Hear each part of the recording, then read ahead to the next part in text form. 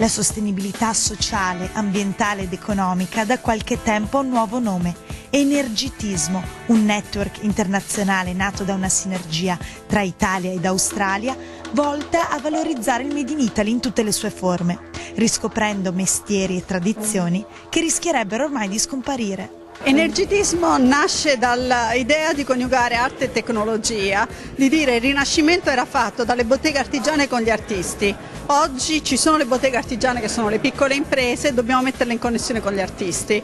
Da lì comincia un cammino, io e mio marito australiano giriamo l'Italia, capiamo che dovevamo ricostruire questa connessione e creiamo prima attorno al movimento delle idee come la collana fotovoltaica, come altre iniziative, e poi ci trasformiamo in portale a servizio delle piccole realtà. Quali sono i progetti che presentate quest'oggi? Ne presentiamo 3, uno vede un piccolo museo, un museo del rugby, collaborare con un artista e un'impresa ceramica per realizzare palle di ceramica artistica. Il secondo progetto è la ricostruzione della filiera della seta, nasce dall'intersezione di un artigiano che sa tessere ancora a mano secondo le antiche tradizioni veneziane e un'impresa Oraf di Nove, dorica. Il terzo è una cosa molto interessante perché anche qui ceramica, una tradizione che era tipica del Veneto che è scomparsa, quella della bossa buffona, cioè una brocca dove è difficile bere se non si conosce il trucco. Progetti di questo tipo che hanno uno sviluppo di orizzonte hanno bisogno anche di molta formazione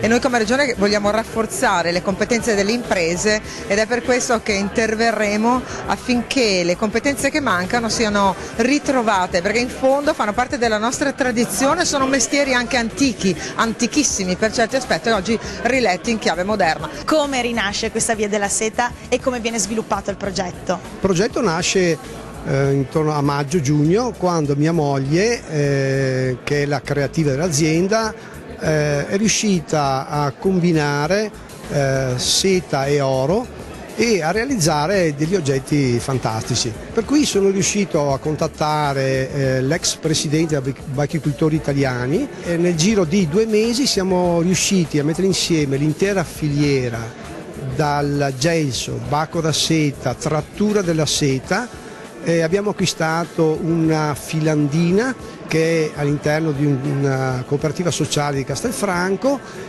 e 20 giorni fa abbiamo fatto la trattura del bozzolo, per cui abbiamo realizzato la prima seta dopo decenni.